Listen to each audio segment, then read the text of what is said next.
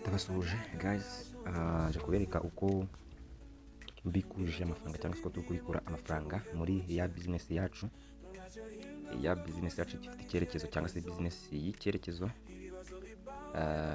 Ubwo ndabwira kuri ba bantu batarayimenya, bamaze kuyimenyaho, ndizera ko ibintu ari uburyohe cyangwa se ubutamu.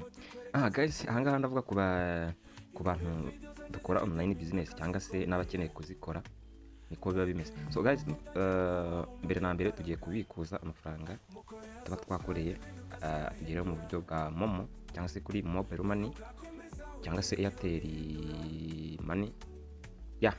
Tumva ari ubwo buryo dukoreshamo.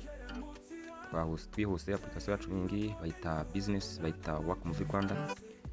Naberetse uko akazi gakorwa, ndumva ibyo gushora byo cyangwa se gushira amafaranga cyangwa se kugura umugabane, ari byo gutanga ingwate.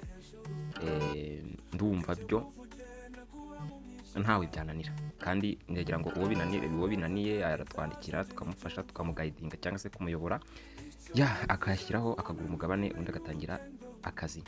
Guys, nkuko rero dusanzwe tubimenyereye, akazi kacu ni hano. Ndekanyura mu ncamake, naho aha turi ni kuri home. Haba hari amatangazo nyine y'uburyo ya products dukora cyangwa se akazi dukora. Ubundi akazi ka hano kaba ari ukwamamaza.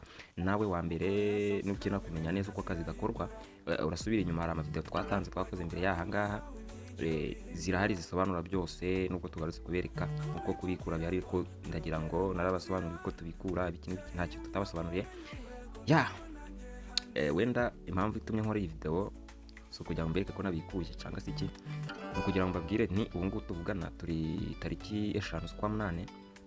Mperuka gukora video mu kwa kangahe. Business yaje mu mpera z'ukwa 4, mu mpera z'ukwa 4 ndumva aribwo yagize ute, ya launchinzwe.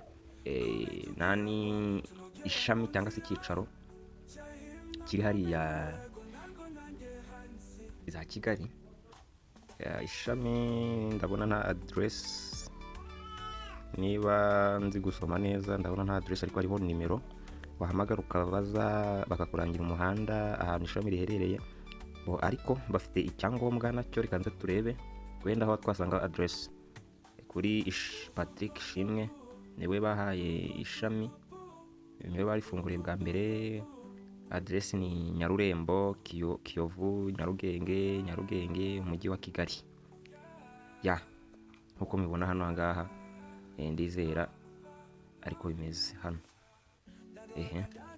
Ikindi hariho nimero yiwe, irangamuntu yiwe.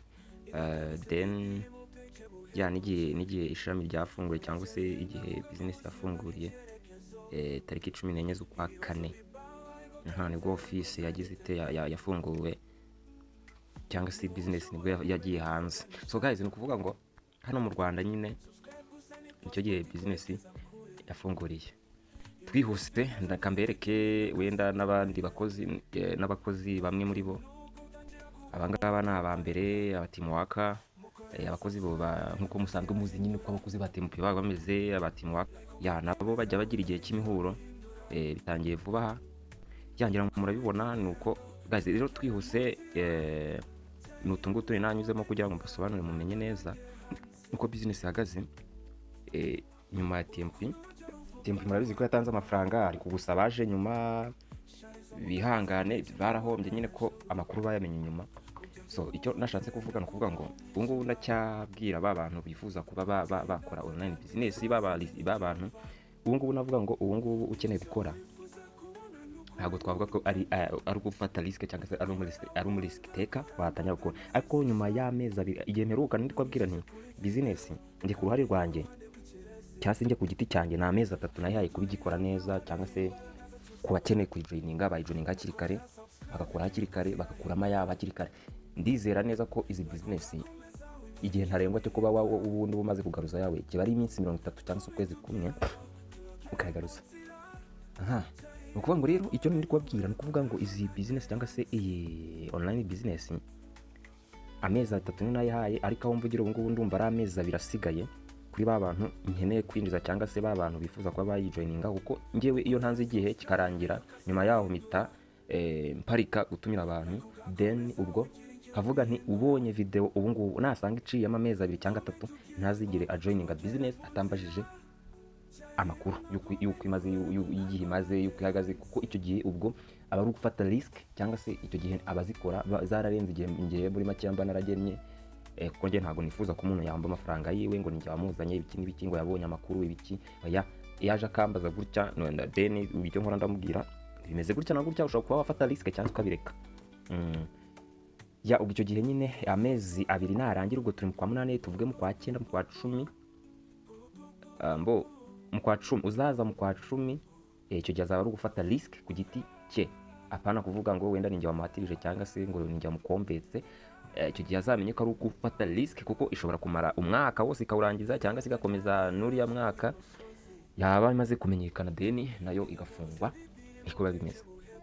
Ya guys, rero twihuse ibyo nibyo nagerageza kugira ngo mbasobanurire kuri Work Move Rwanda. So irakora neza nta kibazo, irahemba neza nk'ibisanzwe nta kibazo, serivisi ni neza.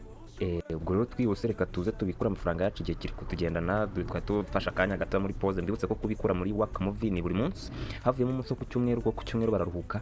So then ubu turi kwa gatatu.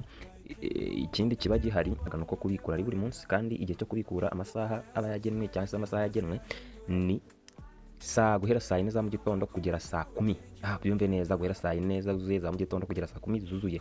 Nyuma y'icyo gihe ntabwo bamere kubikura, utegereza undi munsi. Guys, none no kuvuga ngo ikindi ushobora kwibaza ngo ese kubikura bitempo murabizi ko ari igihe byatwaraga umunsi wose bitewe n'igihe mwabikurije, bitewe n'abantu babikuje umubare ingano yabo. Ni ukuvuga ngo ahangaha kubikura k'umunyamuryango abikuza amafaranga, ubundi amafaranga ntago arenga igihe cy'iminota 30, ariko nyine ubwo by'agateganyo baba barashizeho ngo amasaha 28 kuri 40 ya nangahe turaza kubibona, ariko nyine ntago bitwara iminota 30 iyo byatinze. Nkuko mubona rero ubu tugiye kubikuza 13 niyo tugiye kuvana, turebe igihe biri butware. Turaza kuri withdraw, turangiza kujya kuri withdraw, turaza gukonfaminga hano. Tumara gukonfaminga uko mubibona, turaza twandikemo amafaranga hano. Murabona ko tugiye kubikura kuri Airtel Money. Ya amake kubikura bari 1000 ku muntu mushyashya kugera ku 1500. Usanzwemo ho hari ubundi buryo bigenda, ariko amake kubikura ni inoti imwe y'1000 kuzamura. So reka twandike amafaranga twihuse 13. Mbibutse ko bakata 15% abo bakata menshi, ko ni ibyabo nyine. Turabikura 10,76. Mbibutse ko guys, ahangaha ushaka kuvana amafaranga yose yakuramo, nta n'ubundi ni business ejo yagutenguheje igafunga ugasanga yandi warekiyemo nyine birangiye utayabonye. Ya ariko wenda nk'umujyi wagaruje kuba wayarikiramo ukabikuza ingano ushaka, nta kibazo rwose. Twashizemo password, reka tubikuze tureba ayo baza kuduha nyine nayo badukata byabaye success nkuko mubibonye. 15% bakata, barakata 1961. Nta kundi nyine bakata menshi, ubwo araza kutugeraho ari 11,118. Niyo ari butugeraho ibice byo ntago tubibara guys. Ubwo payment yacu iri pending nkuko mubibona, iri pending. Nkuko nababwiye turaza kureba igihe amafaranga yacu yatugereyeho cyangwa se iminota byatwaye. Urabona ko aya ngaya twarabikuye avaho, nta ngaya hano hasi. Ubwo ni saa 5:50 turagaruka tuje kureba igihe SMS yatugereyeho. Urabona ko aya yose n'amafaranga tuba twarabikuye. Business irakora neza rwose. Ukeneye kwijoninga ubu ngubu iracyameze neza, gusa nyuma y'igihe nakubwiye nubona iyi video uzabanza ucekinga urebe video igihe imaze. Nubona irengeje amezi 3 uzambaze mbere yuko ukora register cyangwa se ubanza winjira muri business, uzabanza umbaza amakuru yuko bimeze. Icyo gihe ushobora kuza uri gufata risk, kuva nyine nta risk, kuko ubundi ubu ngubu amezi 3 nge niyo nayihaye, none hasigaye amezi 2 kumwe kwavuyemo, hasigaye amezi 2 kuri abantu bakeneye kuyizamo bagakora nta mpungenge ntaki. Nyuma yaho ngaho ibindi byose sinzaba nemerewe kuba nge nagira natumira abantu cyangwa se nakwinjiza abantu, suko ntabikora. Ariko ntabwo icyo gihe nge nzaba ndi kwinjiza abantu. Ati gute? Yewe ntabwo nkunda ko mugenzi wanjye yahomba cyangwa se umuntu yahomba nkurikije ngo nuko nge nimwinjiza ndi bubone inyungu guys. Urabona ko kuri balance y'amafaranga yacu yavuyeho, ndibutse ahangaha barashobora bashiramo umugabane. Ahanganye nashizemo M1 no mpamvu mbikuza dukeya, nashizemo 20 nko kubibona hejuru ni 20,500 ko bari bampaye bonus nyine biraho ngaho mita sinabyita mitashobora nyine izi business gukora bari kare. Ayange narayagaruje kuko urumva niba maze amezi 2 kugaruza ni mu kwezi kumwe, nawe urabyumva nyine ya kaye nguko. So guys, noneho ubwo turi kumwe mukanya tureba SMS yatugereyeho. Guys, urabona ko amafaranga yacu yaje kutugeraho, gusa nubwo tugezeho hari haje kuba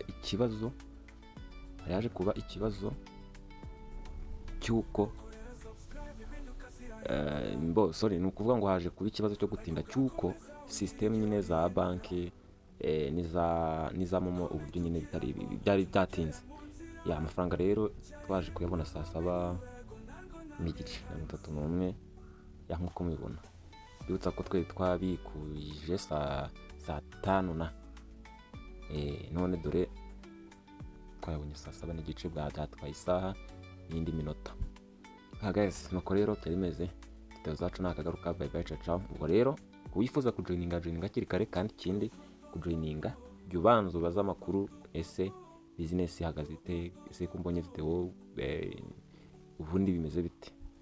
Ya ube wajoininga apana guita uhitunyura kuri link. Ushaka kunyura ukabanza gukora register ukareba, ariko mbere yo gukora deposit wenda byiza cyangwa se charge cyangwa se gushiramo ingwate umugabane kugura, ukabanza wabaza umuntu waguhaye amakuru cyangwa se umuntu wabakuyeho ayo makuru, akaba yagira ate yagufasha kugusobanura mu make, nkagusobanura nkakubwira ni business washoramo nta kibazo, gusa tugendeye kuri ya meza birasigaye niko gahunda zigomba kumera.